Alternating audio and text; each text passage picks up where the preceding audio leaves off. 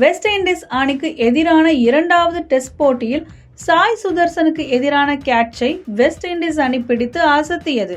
இதில் யசஸ்வி ஜெய்ஸ்வால் சதம் அடித்து அசத்தியுள்ளார். இது குறித்து விரிவாக இந்த பதிவில் பார்க்கலாம். இந்தியாவிற்கு சுற்றுப்பயணம் செய்திருக்கும் வெஸ்ட் இண்டீஸ் அணி 2 டெஸ்ட் போட்டிகள் கொண்ட தொடரில் விளையாடுகிறது.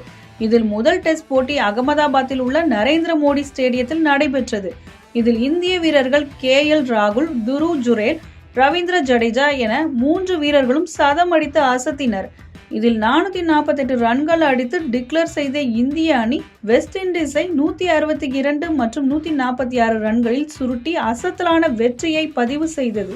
இந்நிலையில் 2 அணிகளுக்கும் இடையேயான இரண்டாவது போட்டி டெல்லி அருண் ஜேட்லி மைதானத்தில் நடைபெற்று வருகிறது.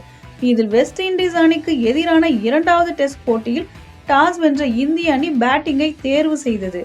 அதன்படி முதலில் பேட்டிங்கை செய்த இந்திய அணியின் தொடக்க வீரராக களமிறங்கிய யசஸ்வி ஜெய்ஸ்வால் தனது அதிரடியான ஆட்டத்தை வெளிப்படுத்தி சதம் அடித்து அசத்தினார்.